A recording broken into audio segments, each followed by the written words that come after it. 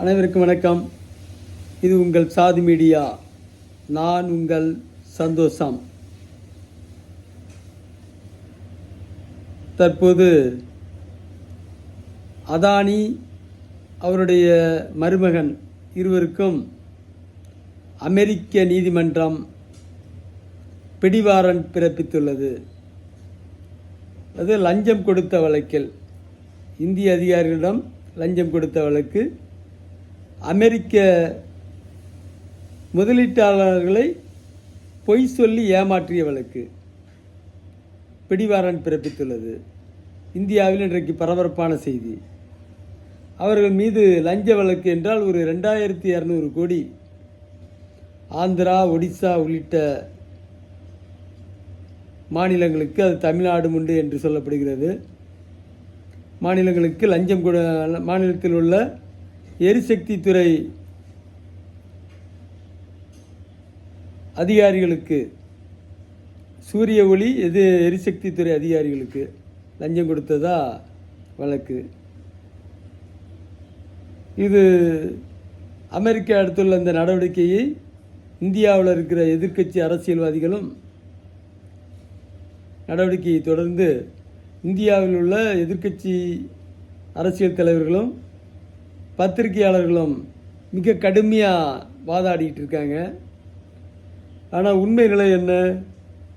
இந்தியாவில் 2200 கோடி தான் பெரிய ஊழலா? அமெரிக்கா என்ன மிகப்பெரிய ஊழலை கண்டுபிடிச்சிருச்சா? இந்தியாவில் மிகப்பெரிய லஞ்சம் இல்லாமல், காசு இல்லாமல் இந்தியாவில் எந்த வேலையும் நடக்காது. லஞ்சம் வாங்காத ஒரே ஒரு அதிகாரி டிஎன்பிஎஸ்சி மூலம் தேர்ந்தெடுக்கப்பட்டவன் அல்லது யூபிஎஸ்சி மூலமாக தேர்ந்தெடுக்கப்பட்ட ஒருத்தர், இவர் மட்டும் யோக்கியன்னு யாராவது சொல்ல முடியுமா? கமிஷன் லஞ்சம் கொடுக்காம இந்தியாவில் எதுவும் நடக்காதுங்கிறது எதார்த்தம். அதை தான் அதானி செஞ்சார். அது என்ன பஞ்சமா பாதகம் வந்துருச்சு? அமெரிக்கா உடனே வழக்கு போட்டுருச்சு. அதை இங்கே ஆதரிச்சும் எதிர்த்தும் கடுமையாக பாஞ்சு விழுந்துக்கிட்டு இருக்காங்க. இங்கே என்னமோ நாட்டில் எதுவுமே நடக்காத மாதிரியும், இது ஒன்று தான் அதானி மட்டும்தான் லஞ்சம் கொடுத்துட்டாருங்கிற மாதிரியும், அதானி லஞ்சம், மற்ற எல்லாரும் லஞ்சம் கொடுக்காம இங்கே காரியம் சாதிக்கிற மாதிரி ஒரு பொய்யை பரப்பிட்டு இருக்கான். வெறும் 2200 கோடிக்கு வழக்கு என்பது கேலிக்கூத்தான ஒன்று தான். இந்தியாவில் 100 நாள் வேலை திட்டத்துக்கு ஆண்டுக்கு 90,000 கோடி ஒதுக்கப்படுது. அதில் 75,000 கோடி ஊழல். இந்த அதிகாரிங்க கீழ்மட்டத்திலேருந்து, ஊராட்சியிலேருந்து டெல்லி பட்டணம் வரைக்கும் பங்கு பிரிச்சிடுறான். திருட்டு நாய்ங்க, அரசியல்வாதியும் கூட்டணி. அதில் இது எல்லாருக்கும் வெளிப்படையாக தெரிஞ்சவனு. நான் பல தடவை இதை பதிவு பண்ணியிருக்கேன். அதே மாதிரி பிரதமர் வீடு கட்டு திட்டத்துக்கு தற்போது 1 லட்சம் கோடிக்கு மேலே ஒதுக்கப்படுது. அதில் 80-85% அதுலேயும் ஊழல். 80% வீடு போலி வீடு. அப்பட்டமாக பொய்யை பரப்பி அதிகாரிகள் அப்படியே பிரிச்சுக்கிறான். ஊராட்சி துவங்கி டெல்லி பட்டணம் வரைக்கும் பிரிச்சுக்கிறான். இது அதிகாரிகள் மட்டும்தானா? அரசியல்வாதிகளுக்கு பெரும் பங்கு இருக்குது. பங்கு இல்லாமல் எப்படி செயல்படுவான்? ஜார்க்கண்ட் மாநிலத்தில் ஒரு உள்ளாட்சித்துறை மினிஸ்டர், அவருடைய உதவியாளர் வீட்டு வேலைக்காரன் வீட்லேயே இடுப்பளவுக்கு பணம் இருந்துச்சு. இந்த 100 நாள் வேலை திட்டமும் பிரதமர் வீடு கட்டும் திட்டம்தான். இங்கே தமிழ்நாட்டில் கலைஞரின் கனவு இல்லம், கனவுல தான் அந்த இல்லம் இருக்கும். 80% பணத்தை இவங்களே களவாண்டுருவான். கீழேருந்து மேல்மட்டம் வரைக்கும் பிடிக்கிறது ஒரு பக்கம், மேலேயே ஒரு பக்கத்தை பிடிச்சிக்கிட்டு தான் அனுப்புவான். அத்தனை பொய் கணக்கு, கேள்வி கேட்பாடே இல்லாமல் இருக்குது. பத்திரிகையாளர்கள்னு சொல்லிட்டு மூத்த பத்திரிகையாளர். இந்தியாவை பொறுத்த வரைக்கும் பத்திரிகை துறை என்பது ஊழலின் 4வது தூண், ஜனநாயகத்தின் 4வது தூண் சொல்லுவாங்க. இல்லை, இது ஊழலின் 4வது தூண். இப்போ பத்திரிகையாளர்னு சொல்லிட்டு சில பேர் பேசிகிட்டு இருக்கான். என்னென்னா, அப்படியே ஸ்டாலினுக்கு வக்காலத்து வாங்குறதுல அவங்கள தட்டிக்கிறதுக்கு ஆளே இல்லை. கூலிக்கு வேலை பார்க்குற பயில்க இவங்கெல்லாம் பத்திரிகை ஆசிரியராக இருந்தால் நாடு விளங்குமா? பத்திரிகைகளும் பணத்தை வாங்கிட்டு இவனை எழுத விட மாட்டான். பத்திரிகையாளர்களும் இந்த ஆளுங்கட்சிகள்கிட்ட பணத்தை வாங்கிட்டு ஊழல் அவனுக்கு தெரியாதா? நாட்டில் நடக்கிற ஊழல்லாம் தெரியாதா? வாயே திறக்க மாட்டான்.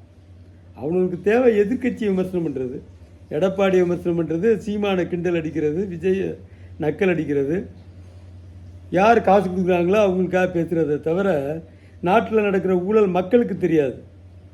அது உண்மை. தெரிஞ்சாலும் பெருசாக எடுத்துக்க மாட்டான். நம்மளுக்கு தெரியாது. நமக்கு கிடைக்கிற புளியோதரையும் பிராய்லர் பிரியாணியும் போதும்னு நினச்சிட்டு இருக்கான். கோட்டருக்கும் பிராய்லர் பிரியாணிக்கும் வேலை செய்கிற தொண்டை நிறையா இருக்கான்.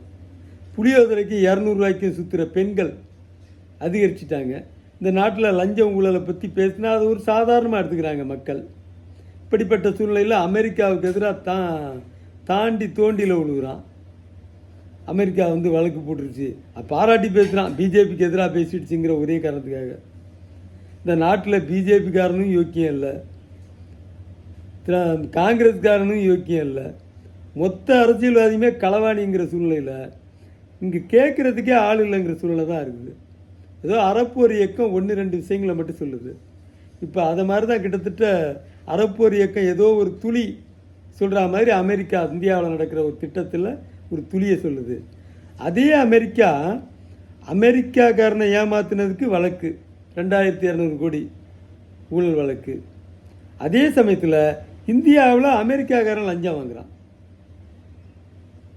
அமெரிக்காவினுடைய ஆதரவு இல்லாமல் இந்தியாவில் ஊழலே பண்ண முடியாது. பத்திரிக்கைக்காரன் அயோக்கிய பேலாக இருக்கான், ஊழலின் 4வது தூண். அதிகாரிகள் கீழேருந்து மேலே வரைக்கும் கை கோத்து நிற்கிறான் ஊழலில். கேள்வி கேட்பாடே இல்லாமல் திருடுறான். நடக்கிற திருட்டு பட்டவர்த்தனமாக தெரிஞ்சாலும் யாரும் எங்கேயும் போய் ஊழல் புகார் பண்ணி அல்லது எங்கேயும் கொண்டு போயெல்லாம் அதை நிறுத்த முடியாது. வழக்கு போட்டால் அந்த ஒரு பிரச்சனையை மட்டும் கொண்டு போகலாம், அந்த ஒரு இடத்துல மட்டும். அதுவும் விசாரணை கடப்பில் போட்டு முடிச்சிருவான். இவன் சர்வதேச நிறுவனங்கள், அமெரிக்க நிறுவனங்கள் நம்ம ஊழலை பற்றி பேசினோம்னா அப்படியே முடைக்கிறான். 3 பேர் கூட பார்க்காத அளவுக்கு தடுத்துடுறான். யூடியூப் உள்ளிட்ட அத்தனை நிறுவனங்களும் அமெரிக்க நிறுவனங்கள்.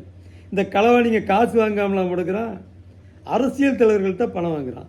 பணம் வாங்கிட்டு அவனுக்கு எதிரான செய்தி வந்துச்சுன்னா தடுத்துடுறான். அமைச்சர்கள்ட்ட பணம் வாங்குறான். பெரிய பெரிய நடிகர்கள்ட்டையும் பணத்தை வாங்கிட்டு அவனுக்கு எதிராக செய்தி வந்தால் முடக்கிறான். ஊழலுக்கு எதிராக விடவே மாட்டேன்னு தலைகீழ நிற்கிறான். இந்தியாவில் உலகின் மிகப்பெரிய ஊழல் மாஃபியா ஊரக வளர்ச்சித்துறை. ஒட்டுமொத்த திட்டங்களும் ஊரக வளர்ச்சித்துறை மூலமாக தான் போகுது. ஊரக வளர்ச்சித்துறையில் கலெக்டர் ஆஃபீஸும் உள்ளடக்கம். 100 நாள் வேலை திட்டமாக இருக்கட்டும், சுகாதார திட்டங்களாக இருக்கட்டும், பிரதமர் வீடுகட்டு திட்டமாக இருக்கட்டும், கலைஞரின் கனவு திட்டமாக இருக்கட்டும். கனவுல தான் திட்டம். அந்த திட்டம் கனவு திட்டம்லாம் நடக்காது. அத்தனை திட்டத்தையும் மொத்தமாக ஆட்டையை போடுறான் அரசியல்வாதியை ஒன்று சேர்ந்து. அப்படியாப்பட்ட ஒரு மிகப்பெரிய கட்டமைக்கப்பட்ட ஊழல் மாஃபியா ஊரக வளர்ச்சித்துறை. இந்தியாவின் ஊரக வளர்ச்சித்துறை என்கிற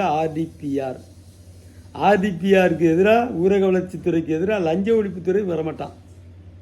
எல்லாம் செட்டில்மெண்ட், எல்லா துறையும் கூட கையை வைப்பான். ஊரக வளர்ச்சித்துறைக்கு வரவே மாட்டான் லஞ்ச ஒழிப்புத்துறை. அந்த அளவுக்கு கட்டுப்பாட்டில் இருக்குது. நாட்டில் எல்லாருக்கும் தெரிஞ்சாலும் எந்த அரசியல் தலைவரும் பேச மாட்டேங்கிறான். இதில் அமெரிக்காக்காரன் கமிஷனை வாங்கிட்டு அமெரிக்க நிறுவனங்கள் ஊழலுக்கு எதிராக ஊரக வளர்ச்சித்துறையை பற்றி பேசினாலே போதும் டபக்குன்னு முடைக்கிடுவான். ஒரு ஆள் 2 ஆள் கூட பார்க்க மாட்டான். நம்மளே போட்டு பார்த்தா கூட அதை முடக்கி வச்சுருப்பான். ஒரு ஆள் பார்க்க முடியாத அளவுக்கு வச்சுருப்பான். அவ்வளவு கேவலமான நடவடிக்கை, இரட்டை நிலை. உன் ஊரில் யோக்கியம், என் ஊரில் வந்தால் திருடுவியா? களவாணி அமெரிக்க களவாணி நிறுவனங்கள். அவங்க நிறுவனம் முழுக்க இங்கே காசை வாங்கிட்டு சப்போர்ட் பண்ணுறான் அரசியல்வாதிக்கும் ஊழல்வாதிக்கும். அங்கே பார்த்தா வழக்கு அதானி மேலே. என்ன ஒரு 2200 கோடி ஒரு பெரிய காசாயா? ஒரு தாசில்தாரை பிடிச்சா 2000 கோடி கிடச்சிரும். ஒரு பிடிஓவை பிடிச்சா 1000 கோடி கிடைக்குங்க. ஒரு விவோவை பிடிச்சாலே 200 கோடி ரூபா பிடிக்கலாம். ஒரு ஆர்ஐயை பிடிச்சா அல்லது அது ஓவர்சியர்னு ஒருத்தன் இருக்கான். இந்த 100 நாள் வேலை திட்டம் உள்பட எல்லா திட்டத்துக்கும் 100 நாள் வேலை திட்டம், பிரதமர் வீடுகட்டு திட்டம் எல்லாத்தையும் கண்காணிக்கிறவன் அவன் தான். அவனை பிடிச்சா ஒரு 500 கோடி ரூபா கைப்பற்றலாம். இத்தனைக்கு பாலிடெக்னிக் படித்தவன். அவ்வளவு பணம் இங்கே லஞ்ச ஊழல் நடக்குது. இவன் ஏதோ இந்த யோக்கியங்கிட்ட வந்து ஈஸியாக காரியம் சாதிக்க முடியுமா? அதானியாலையும் முடியாது, அத்வானியாலையும் முடியாதுங்க. காசு கொடுத்தா தான் இங்கே கதை நடக்கும்.